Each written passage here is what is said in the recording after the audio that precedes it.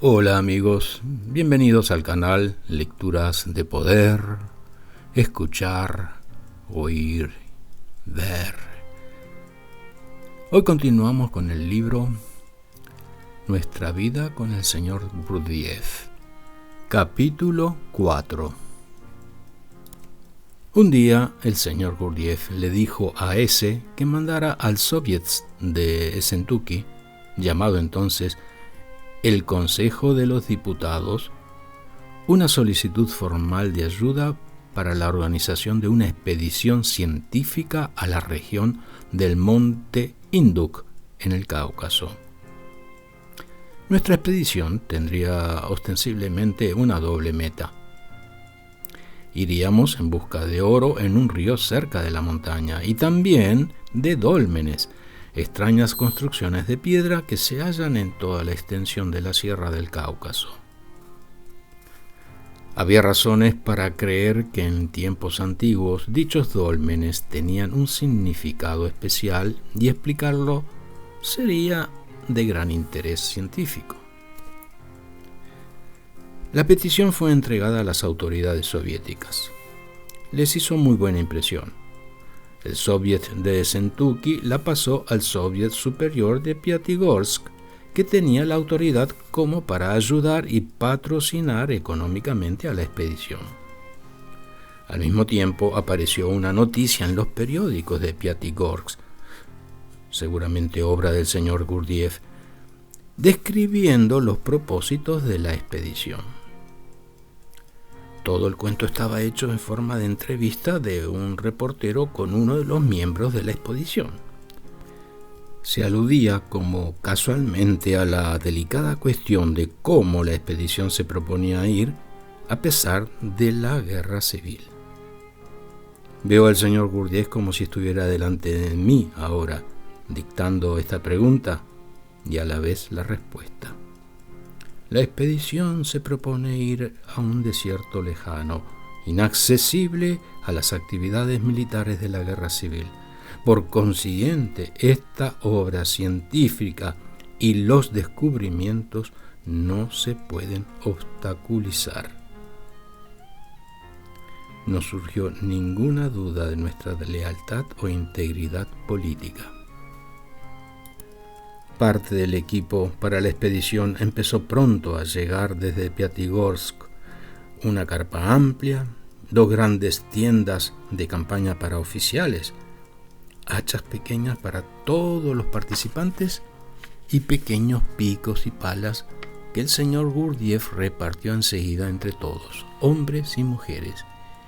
Y había algo más, un gran cinturón negro y rojo de bombero que el señor Gurdjieff llevó puesto el día de la salida. Aunque el señor Uspensky no tomó parte de nuestra expedición, fue activo en las preparaciones. Dijo al señor Gurdjieff que para lavar el oro se necesitaría alcohol y en cantidad no pequeña. El señor Gurdjieff comprendió y dictó de inmediato una solicitud apropiada que se entregó a ese. Y debo decir, para asombro mío, llegaron a nuestra casa en Ssentuki varios galones de alcohol puro, por aquel entonces casi imposible de conseguir, y algún alcohol desnaturalizado. Rápidamente se puso todo ese alcohol en frasquitos que fueron distribuidos a cada uno de nosotros. Algunas botellas decían medicinas para el tratamiento del cólera. Otras, medicina para el tratamiento de la malaria. Las botellas de la primera categoría eran de alcohol puro y las segunda eran de alcohol desnaturalizado que había sido filtrada a través de pan caliente y cebollas horneadas con el fin de que se pudiera beber. Continuaban los preparativos para la expedición. A pesar de que el señor Gurdjieff sabía muy bien cómo hacer las cosas rápidamente, sabía también cómo esperar mucho tiempo, si fuera necesario, el momento más oportuno. En este caso, demostró de nuevo que tenía razón.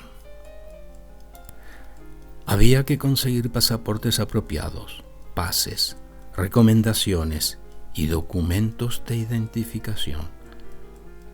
Teníamos también que obtener vagones de equipajes en los cuales podríamos viajar con nuestro equipo y nuestros caballos y asnos. El relato de la manera como conseguimos nuestros pasaportes ilustrará el ingenio del señor Gurdjieff para ver y planear de antemano todo lo que necesitaríamos y que finalmente hubiera sido imposible conseguir. Unas 6 semanas antes de que saliéramos de Sentooki, el señor Gurdjieff nos asombró y hasta escandalizó a todos, como ya lo dije, al decir a ese que fuera a ver a las autoridades soviéticas y solicitara un empleo en el gobierno, el cual requería una preparación jurídica. Ya que ese era buen abogado, no solo fue nombrado para el cargo, sino que pronto fue ascendido y no había transcurrido mucho tiempo cuando fue nombrado jefe de la oficina que despachaba los pasaportes y otros documentos por el estilo. Por supuesto, el señor Gurdjieff le dijo inmediatamente que expidiera pasaportes soviéticos a todos nosotros, identificándonos como ciudadanos de Sentooki. Suponiendo que nos hubiésemos aventurado en las lejanas regiones de la frontera con solo nuestros papeles zaristas, mostrándonos como doctores, ingenieros, oficiales de la guardia y así sucesivamente, considerados por los comunistas como, entre comillas, enemigos del pueblo, hubiéramos sido fusilados en el acto. Cuando nuestros nuevos pasaportes estuvieron en orden y todo lo demás listo, el señor Gurdjieff le dijo a ese que pidiera 2 semanas de permiso. Esto le fue concedido fácilmente. Al día siguiente, nuestra expedición salió de Sentooki y él jamás regresó. Las señoras habían hecho mochilas con el material disponible, pues no estábamos habilitados para llevar sino aquellos que podíamos cargar en la espalda. Además de nuestros viejos vestidos de verano para el trabajo, teníamos que llevar vestidos que podríamos ponernos en reuniones sociales. Había que pensar en todo y prever cada eventualidad. Los hombres debían cargar fardos de 60 libras y las mujeres fardos de 50 libras. Para acostumbrarnos a transportar semejantes cargas, el señor Gurdjieff a menudo por las noches nos mandaba a dar vueltas en nuestro jardín, con nuestras mochilas en la espalda, llenas con piedras del peso requerido. Una noche, el señor Gurdjieff nos enseñó a ubicar la constelación mayor y la estrella polar, ya que algunas de las señoras no sabían cómo encontrarlas. Eso, por supuesto, nos sería útil en la expedición. Otra noche nos enseñó, según su expresión, a caminar conscientemente. Nos dijo que en las montañas, en las noches muy oscuras, podíamos en cualquier punto tropezar o caer a un precipicio, o topar con cualquier otro peligro. Para caminar en esa forma, uno pone el peso sobre, digamos, la pierna izquierda, liberando la derecha para tocar y sentir el suelo delante de uno. Sintiendo el suelo firme, se pone entonces el peso sobre el pie derecho, sintiendo delante de uno con el izquierdo, y así sucesivamente. Tuvimos que practicar esto y cuán provechoso demostró ser en las montañas. La culminación, no de la preparación material, sino de la preparación moral para esa expedición, fue la charla del señor Gurdjieff. Para cuantos tomáramos parte de ella, las reglas eran draconianas. Dejábamos de ser esposos o esposas, hermanos o hermanas, y teníamos que aceptar para la duración de la expedición La obediencia incondicional al jefe, el señor Gurdjieff. Ya que la expedición implicaba peligros mortales, debíamos cumplir cada orden con exactitud. La desobediencia podría ser castigada hasta con la muerte. Y diciendo esto, el señor Gurdjieff puso un gran revólver sobre la mesa. Como yo había hecho ya una expedición menor con el señor Gurdjieff el año anterior, comprendí que todos estos reglamentos drásticos eran solo para ayudarnos a visualizar los obstáculos que encontraríamos. Yo sabía que él nos llevaría sanos y salvos por la montaña, que nadie resultaría gravemente lastimado, que la obediencia requerida sería la misma que en Essentuki. Con respecto a todo esto, yo no sentía vacilación alguna, pero había una dificultad seria. Todo lo que había sucedido desde el principio de la guerra, mi larga enfermedad, había agotado a mi esposa. Estaba preocupado por ella. Ella me rogó que yo pidiera al señor Gurdjieff que nos dejara irnos solos por 1 o 2 semanas a descansar y recobrar fuerzas para la expedición. Fui a hablarle. Recuerdo que era en la calle y le dije: señor Gurdjieff, yo sé que todo lo que usted hace y todo lo que usted exige de nosotros está hecho para nosotros, para nuestro desarrollo. Pero mi esposa en este momento se encuentra tan cansada, y le dije de su deseo de recuperar sus fuerzas. El señor Gurdjieff no se enfadó, pero con gran gentileza me miró y dijo: usted acaba de decirme que comprende que todo lo que yo pido de ustedes es para su bien. Pues bien, entonces, ¿por qué me pide usted esto? Era obvio que mi esposa tendría que hacer otro superesfuerzo y que el tiempo para el descanso no había llegado todavía. Y ella demostró tener suficiente energía. El señor Gurdjieff no estaba entrenando solamente a los humanos. Un día lo vi en la calle llevando a nuestro caballo Bayo con una larga cuerda a pasear. Con la otra extremidad de dicha cuerda le golpeaba el vientre y cada vez el caballo se encabritaba. Comprendimos la razón de este comportamiento más tarde, cuando unos soldados vinieron a requisar nuestros caballos para el ejército rojo. Tranquilamente sentado sobre un banco del jardín, el señor Gurdjieff observaba todo sin decir nada. Sin embargo, nuestras vidas dependían de nuestros caballos. Mi esposa estaba horrorizada viendo que él dejaba irse los caballos sin intervenir. 2 horas más tarde, los soldados los devolvieron. Son demasiado peligrosos. El Bayo había aprendido muy bien su lección. Apenas trataba un soldado de acercársele y tomarlo por las riendas, se encabritaba llevándose al soldado. El otro caballo mordió el vientre de un soldado, así que los 2 caballos impropios para el servicio fueron devueltos. Nunca olvidaré la víspera de nuestra salida.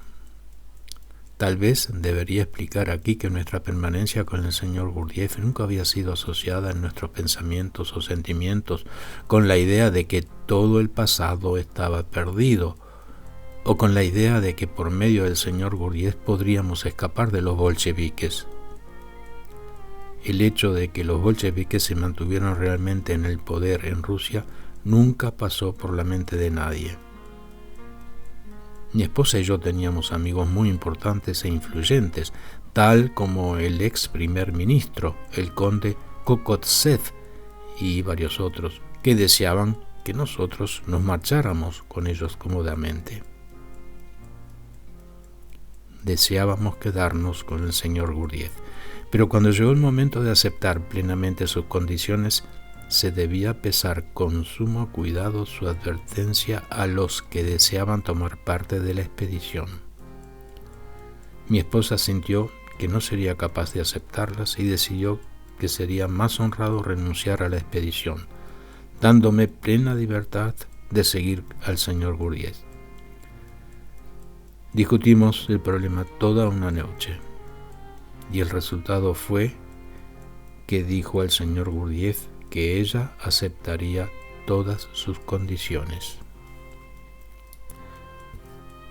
Cuando empezó el ajetreo de nuestra preparación final, las cosas que debíamos dejar atrás se empacaron en grandes baúles. Algunas de nuestras pertenencias habían sido ya robadas durante el viaje desde Petrogrado. Sin embargo, la mayoría estaba en baúles repletos de trajes y ropa blanca. Se decidió ponerlos en el sótano y esconderlos detrás de un montón de leña. El señor Gurdjieff se echó uno de estos pesados baúles a la espalda y lo transportó abajo como si tal cosa. La última mañana nos pusimos nuestros vestidos de expedición. Las señoras con faldas y blusas sencillas. Los hombres con camisas rusas de lino parecidas a túnicas. Colgando de nuestros cinturones teníamos bolsas con las 2 botellas de, entre comillas, medicina, hachas y palitas.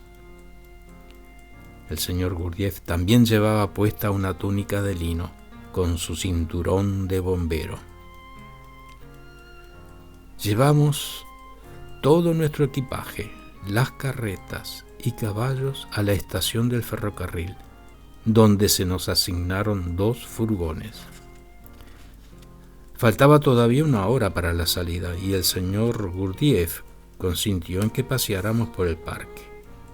Era la hora de la música y había mucha gente. Y allí tuve un encuentro muy doloroso con el general búlgaro Ratko Dmitriev. Durante el invierno yo había conocido a este héroe de la guerra búlgara-turca y ahora, viéndome vestido de viajero, se interesó y me preguntó a dónde iba. Le dije que me había juntado a una expedición científica. Ah, si yo fuera más joven, dijo él, le pediría que me llevara.